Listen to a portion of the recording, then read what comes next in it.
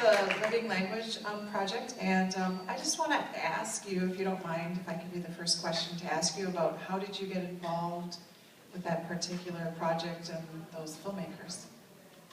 I guess if I really think about it, I think my good friend here, my brother, Ben Greeno, kind of served as the bridge to that, because I'm not really extended out beyond the reservation too much, so he was a friend of a friend or something. They heard about this project, and he mentioned what was going on at my place, and he got in contact with us.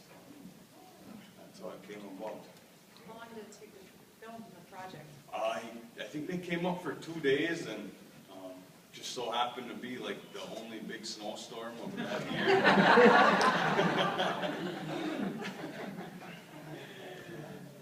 Does anyone else have any questions for Ron? So what are the challenges of trying to maintain the language? Well, I think our native languages in particular, because of the way that they're leaving our nations, even though I can be home and speaking to her all the time, and she just doesn't hear it from anywhere else, and our grammar concepts in our languages are a little different than English, and so I think they have a hard time transitioning from understanding to speaking, and that's kind of what I'm seeing in her now. But she's a very good understander of Menominee, and she speaks. Although she makes some mistakes, I'm still pretty proud of when she does use her language. Any other questions? Yes. How's the language in Stone at 547? How does that rank? The Spirit Rock you're talking about? Yeah, so that's actually part of one of our legends, and that rock is said to represent the lifeline of our tribe, and so the Molans, they always told us that when it got small, that meant that the Menominees were leaving here. You see pictures from the 60s when this thing was this big, and today it's below it's the barrier that's there to protect it. So. Any other questions? Oh, Laura.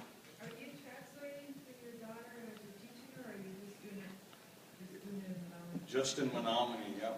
And I think what helps is that I've had some teaching experience, and I really like to use a method called TPR, Total Physical Response. So I had some hands-on training and being able to display to her what I'm doing, as opposed to just telling her some kind of word. I actually go through the motion of whatever I'm trying to tell her. Any other questions? Is there anyone else trying to do something like this up there? Do you have a playmate or?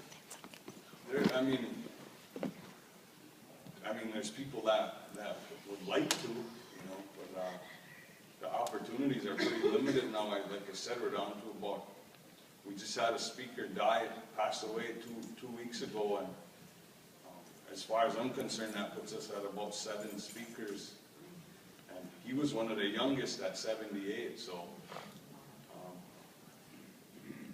we're in a hard place right now. But yeah.